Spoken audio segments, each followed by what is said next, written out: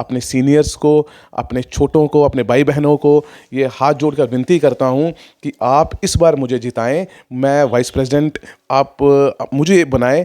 मैं आपसे प्रॉमिस करता हूँ कि आपके कोई भी तकलीफ़ में मैं आपके साथ शाना बशाना खड़ा रहूँगा और आपकी वेलफेयर के लिए, आपकी डिग्निटी के लिए, आपकी प्रमोशन के लिए मैं किसी भी हद तक चला जाऊँगा। I will leave no stone unturned. Again I am reiterating before your goods by medium of this particular channel that I'll work 24/7 into 365 days for your welfare and promotion if I come into fray. और अंत में मैं हाथ जोड़ फिर आपसे विनती करता हूँ, कृपया इस बार मुझे अपना वो कीमती वोट देकर विजय बनाएं। Thank you so much. हमारी शुभकामनाएं आपके साथ हैं। सो मच डेंग साहब once again for getting this interview conducted. आप देख रहे हैं न्यूज़ 7 इंडिया और मैं हूं अरफाज अहमद डैंग। आज की खास मुलाकात में हमारे साथ मौजूद हैं एडवोकेट अमित गुप्ता जी। सर, स्वागत है आपका न्यूज़ 7 इंडिया में। बहुत बहुत शुक्रिया डेंग साहब। अमित जी, वाइस प्रेसिडेंट की पोस्ट के लिए आप बार एसोसिएशन के इलेक्शंस में पार्टिसिपेट कर रहे हैं। सबसे पहले आपको मुबारक हो। बहुत बहुत शुक्रिया एक बार दोबारा आपका डेंग साहब। अमित जी, अगर बात करें हम आप इससे पहले भी यंग लॉयर्स एसोसिएशन में पार्टिसिपेट कर चुके हैं, सर्विस अपनी दे चुके हैं। अब जो इलेक्शंस होने वाले हैं इसमें भी आप जो है नॉमिनेशन आपने भरा है, तो क्या कुछ मुद्दे रहेंगे? किन मुद्दों को लेकर के आप जो हैं वकील साहिबान के पास जा रहे हैं, उनको कन्विंस करने की कोशिश कर रहे हैं कि आप बेटर उनको दे सकते हैं सर्विस? डेंग साहब, मैं आपको वाज़ा कर दूं कि 2011 में मैंने वाईएलए का इलेक्शन लड़ा और मैं बतौर वाइस प्रेसिडेंट चुन के भी आया। तो उसके बाद काफ़ी हमने काम भी किया है और मोर पर्टिकुलरली मैं यंग हमारे लॉयर्स के लिए मैं बात बता दूं आपको कि तब हमने एक सीरीज़ ऑफ लेक्चर्स करवाए हैं यहाँ पे, जिसमें हमारे ऑनरेबल जजेस ने भी इवन हमें लेक्चर्स दिए हमारे बच्चों को, और इवन हमारे जो सीनियर एडवोकेट्स थे उन्होंने भी लेक्चर्स दिए। फिर मैंने लास्ट ईयर भी इलेक्शन लड़ा जनरल सेक्रेटरी का और कुछ चंद वोटों से मैं रह गया, लेकिन मैं फिर इस 2 बार अपने मैदान में उतरा हूँ और बड़े सारे मुद्दे मैं लेके उतरा हूँ। जैसे सबसे बड़ा मुद्दा जो मुझे लग रहा है कि आज हमारी स्टेट में पर्टिकुलरली मैं बात करूँ, एक डिग्निटी का बहुत बड़ा मुद्दा है वकीलों की। हम लोग देख रहे हैं जो 10 साल 12 साल 13 साल पहले जब मैं नई नई वकालत में आया था तो वो चार्म इस प्रोफेशन में था, आज मुझे उतना कुछ नज़र नहीं आ रहा। हर चीज़ हमसे दूर जा रही है। आप रजिस्ट्रेशन देखिए, हमसे दूर चली गई। एएफटी, कुछ ऐसे केसेस जो एएफटी में चले गए, कैट बन गई। जो काम मुझे लगता है कि यूटी बनने से पहले यहाँ पे था, आज वो कम हुआ है, उस पे हम लोग काम कर रहे हैं। आप देखिए टाउटिज़म बढ़ गया। एक आम आदमी रजिस्ट्रेशन करवाने जाता है, वहाँ पे वो वकील की ज़रूरत ही नहीं समझते। वहाँ पे इवन उन्हीं का स्टाफ जो देखिए वो रजिस्ट्रेशन करवाता है, वहाँ टाउट बैठे हैं, वहाँ हैंड इन ग्लव है विद द रजिस्ट्रार्स। इवन कुछ मैटर्स में मुझे हाई कोर्ट में रिटें करनी पड़ी रजिस्ट्रेशन करवाने के लिए। तो ये बड़ी अफसोसजनक बात है। इससे छोटे छोटे हमारे बच्चे जो हैं रजिस्ट्रेशन से मतलब कुछ पैसे कमाते हैं, यंग लायर्स हैं, कुछ साल अपने चलाते थे, लेकिन आज जो है मुझे कुछ अंधेरा लग रहा है। एक तो मेरा मुद्दा ये है कि हमें कंसोलिडेट करना है। मैं इस मुद्दे पे भी लड़ रहा हूँ कि जितनी हमारी जुडिशियल और काजी जुडिशियल अथॉरिटीज़ हैं वो एक छत के नीचे काम करें। आज मॉल्स का ज़माना है, आप देखिए हर चीज़ हमें मॉल में मिलती है, सुई से लेकर गाड़ी ले लो, मैं कह रहा हूँ कपड़ा रोटी खाना पीना मॉल में मिलता है। तो क्यों एक वकील को, वो हमारे जो बुजुर्ग हमारे वकील साहिबान हैं, हमारी बच्चियाँ हैं, हमारी बहनें हैं, हमारे छोटे भाई हैं, उनको भागना पड़ता है। रजिस्ट्रेशन कहीं पे है, कैट कहीं पे है, डीसी ऑफिस कहीं पे है, डिविजनल कमिश्नर का ऑफिस कहीं पे है। तो इसके लिए हमने, हमारी बार एसोसिएशन ने कुछ महीने पहले, आपको याद होगा, एजिटेशन भी लड़ी है और काम भी शुरू हुआ, लेकिन काम स्टाल हो गया। सरकार के खिलाफ जो जंग है मुझे लगता है वकीलों की जारी रहेगी, और अगर मैं चुन के आता हूँ मैं इसे स्पीड अप करूँगा। मैं आपको एक चीज़ और बता दूँ, मैं कंपनी सेक्रेटरी मैंने पास किया, मैंने MBA हूँ मैं फाइनेंस में, लेकिन I want to be in this profession. I am a practicing advocate for the last more than 14 years। I am a continuous practicing lawyer, I am not a parachute candidate. मैं इसलिए भी लोगों से vote मांग रहा हूं कि मैं अवेलेबल हूं, मैं 24 घंटे अवेलेबल हूं। लोग जो मेरे वकला साहिबान हैं, मेरे सीनियर्स हैं, मेरे दोस्त हैं, मेरी बहनें हैं, उन सबको पता है कि हम लोग 24 घंटे अवेलेबल रहते हैं, और किसी भी प्रकार का कोई भी प्रॉब्लम आती है तो जो एक प्रैक्टिसिंग लॉयर है वही प्रैक्टिसिंग लॉयर की बात को उठा सकता है, समझ सकता है, क्योंकि तकलीफ उसी को आएगी, परेशानी उसी को आएगी वकील को जो काम करता है। जो घर से पॉलिटिक्स करने आते हैं उनको कोई परेशानी नहीं होती है। और इसके अलावा मुद्दा हमारे यंग लॉयर्स का है, उनके स्टाइपेंड की बात है।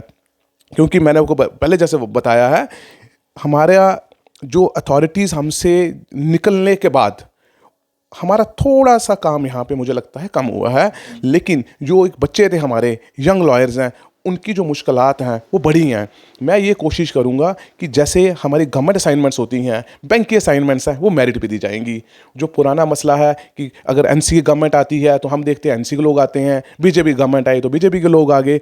ऐसा अगर मैं चुन के आता हूँ तो मैं सभी अपने छोटे भाई बहनों से ये प्रॉमिस करता हूँ कि मेरिट पे आपकी सिलेक्शन होगी। अगर गवर्नमेंट की असाइनमेंट भी दी जाती हैं, लीगल एड की असाइनमेंट दी जाती हैं, बैंक के पैनल्स में हमारे बच्चे आते हैं तो वो मेरिट्स पे आएंगे। दूसरी बात है यहाँ पे कि जैसे हम लोगों की हमारी प्रॉब्लम आ रही है अभी, हमारी पार्किंग की प्रॉब्लम्स हैं, गाड़ियाँ इधर उधर रहती हैं, तो मैं इसकी भी पार्किंग प्रॉब्लम को ख़त्म करने का इमीडिएटली कुछ ना कुछ निकालूंगा। हमारा एक दो जो लोग होंगे, जो हमारे बाहर के जो हमारे हमारे अपने मुलाजिम हैं, उनकी ड्यूटी बढ़ा दी जाएगी। दो एक की जगह दो की जगह 4 लोग हम लगाएंगे, ताकि हमारे बुकला साहिबान को कोई भी समस्या पार्किंग में नहीं आए। एक बहुत बड़ा मुद्दा है कोड शिफ्टिंग का। हम इसके लिए भी लड़े हैं। ऑलरेडी आप जानते हो कि भारत एक डेवलपिंग कंट्री है, और आज की डेट में कंस्ट्रक्शन इतनी महंगी है, 2 कमरे बनाने का बजट मुझे लगता है 30-40 लाख रुपया। ऑलरेडी आप देखते हो यहाँ पे, मुझे लगता है कि हमारे देश में सबसे बड़ा जो कोर्ट कम्प्लेक्स है वो जम्मू में है। मैं बड़ी जगह घूमा हूँ, बाहर भी मैंने देखा है, बड़ी स्टेट्स में इतनी बड़ी कोर्ट्स नहीं है, तो किसके लिए हमें यहाँ से शिफ्ट किया जा रहा है? मैंने पहले भी कहा है कि हमें कंसोलिडेट करना है। आज मॉल का कंसेप्ट है, हर चीज़ इकट्ठी रखो ताकि लोगों को इंसाफ मिले। अगर वकील ही भागता रहा और वकील ही ट्रैवल करता रहा तो आम आदमी की समस्याओं को और आम आदमी को क्या इंसाफ क्या दिलवा पाएगा? तो मैं आपसे ये वादा कर दूं कि हम लोग उस पर भी मैं बात करूंगा, ज़ोर शोर से रखूंगा। हमारी जो कोड शिफ्टिंग है उसको मैं कोशिश करेंगे, हम लोग नहीं होने देंगे। और रजिस्ट्रेशन जो हमारे हाथों से चली गई और लोग परेशान हैं। रजिस्ट्रेशन खाली वकीलों का मुद्दा नहीं है, आम आदमी देखो उनकी रजिस्ट्री नहीं होती। लाखों रुपया दे के एक आम आदमी बेचारा ज़मीन खरीदता है और उसके बाद अड़ंगे अड़काए जाते हैं। Impediments deliberately are getting created so that they can pay the money, they can pay the bribe to the registrars. Everybody is not happy with this particular system. और मैं ये प्रॉमिस करता हूँ आपके माध्यम से, I'll try my level best, I'll leave no stone unturned to get the registration back in the judiciary, in the judicial हमारे अपने कोर्ट कम्प्लेक्स में। तो आप देखिए, दुनिया में मैं नामुमकिन किसी को नहीं मानता हूँ। हमारा कुछ मुद्दा था पीछे, अभी हम डीसी ऑफिस में जाता हूँ, रेवेन्यू का काम भी हम करते हैं, तो मैंने डीसी साहिबान से 3-4 मुद्दे अभी थोड़े दिन पहले हमने बात की, और कल भी हमारे केसेस लगे थे, हमारे वकला साहिबान हमारे साथ थे, तो मैंने देखा उन्होंने हमारी बात मान ली। क्योंकि जब तक हम लोग किसी से बात करेंगे नहीं तो मुझे नहीं लगता हमारा कोई मुद्दा सॉल्व भी होगा। तो मैं सभी अपने वकला साहिबान से ये चीज़ कहता हूँ कि आपने विसल ब्लोअर बनना है। कोई भी टीम चुन के आती है, वो अकेले कुछ नहीं कर सकती जब तक कि हम लोग उस टीम से काम ना करवाएं। हम बैठे रहेंगे तो उससे बात नहीं बनेगी। I believe in partnership stake holder concept. सभी का मुद्दा ये खाली एक 5 लोगों की एसोसिएशन का मुद्दा नहीं है। सभी लोगों ने साथ मिलकर चलना है। जो भी समस्या होती हैं वो लोगों ने ही उठानी है और मिलजुल कर बात होगी। और सबसे बड़ा हम ये भी देख रहे हैं कि कई बारी करप्शन का मुद्दा है छोटा मोटा। यहाँ पे हम देखते हैं हमारे जो बच्चे हैं, हमारी बहनें हैं छोटी, तो उनको कॉपीज़ नहीं मिलती, सर्टिफाइड कॉपी मिलने में देरी होती है, ऑर्डर्स नहीं मिलते। और आज एक चीज़ और देखने में बड़ी हैरानगी होती है कि कोर्ट्स के ऑर्डर की इम्प्लीमेंटेशन नहीं हो रही है। मैं ये भी आपसे प्रॉमिस करता हूँ कि कोई भी कोर्ट का ऑर्डर होगा वो इम्प्लीमेंट होगा। हम अथॉरिटी से बात करेंगे, हम अपने जो हमारे हायर ऑफिसर, अपने जुडिशरी के ऑफिसर, हमारी हायर जुडिशरी से बात करेंगे कि कोर्ट ऑर्डर्स इमीडिएटली इम्प्लीमेंट होने चाहिए। और ये इंस्टीट्यूशन जो है, इसकी डिग्निटी पे मैं काम करूँगा। इसकी डिग्निटी किसी भी प्रकार से कंप्रोमाइज़ नहीं की जाएगी। जो वकला साहिबान की इज्जत है उससे कंप्रोमाइज़ नहीं होगा। किसी की हिम्मत नहीं होगी हमारे वकला साहिबान से कोई बदतमीज़ी कर जाए, वो कहीं पे हो, उसके लिए मैं डिटर्मिनेड खड़ा रहूँगा। और किसी भी हद तक जाना पड़े, अमित गुप्ता पीछे नहीं हटेगा। और हमारे बहुत से मुद्दे हैं, क्योंकि मुझे लगता है समस्याएं, मैं अगर मुद्दों पे चलूँगा तो बहुत बड़ी बात हो जाएगी, क्योंकि समस्याएं जीवन में कभी बता के नहीं आती। हमें नहीं पता था जीवन में कोविड आएगा, और भी हमारे जो जीवन होता है, हम दिन ब दिन समस्याएं बदलती जाती हैं।